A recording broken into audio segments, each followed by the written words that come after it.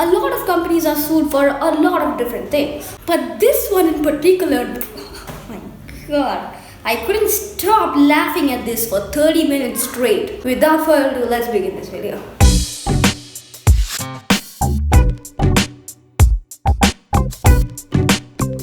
Now I cannot wait to share with you how hilarious of an idea that this guy had to sue Apple. So a resident from New York decided to file a lawsuit against Apple. What kind of reasons do people come up with to file a lawsuit against a company these days? So he basically states that Apple was somehow making him and millions of other customers face economic harm or digital harm. How is it digital or economic harm when Apple is trying to protect you from hackers and other people who want to get your data? How is that economic loss? And he also states that it is a waste of time when trying to log into your account. So this guy basically wants to get through the message that it doesn't matter how unsecure the method is to log in. All that matters is that it takes 15 seconds to enter in a verification code. Oh my goodness, I can't wait for it. 15 seconds, I can't wait. No, I'm sorry, I'm done with you, Apple, I'm gonna sue you.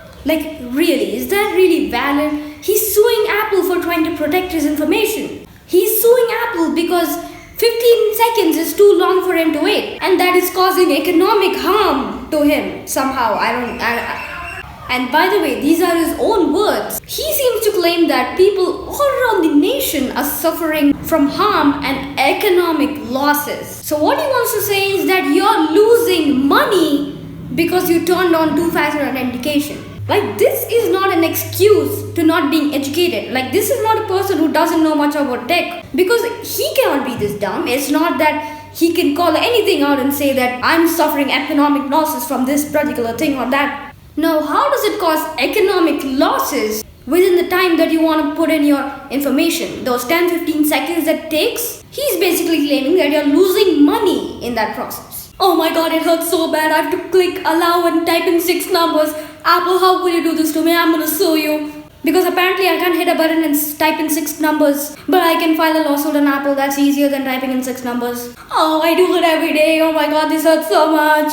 And when I'm typing in my password, it charges my bank account $10,000. Okay, I'm sorry. This is the internet. That was sarcasm. Okay, that was a joke. Two-factor authentication is completely free. Doesn't even charge you a penny. I don't understand how somebody could have economic losses when they're signing into their accounts. And what's even more hilarious is that Apple actually responded to this lawsuit. They replied by saying, "Oh, we're sorry about that because we no longer can turn off two-factor authentication because it has something to do with the security level of macOS and iOS. Oh my god, we are so sorry, we tried to protect your information. We should sell it to the Chinese government instead, just like Huawei is doing.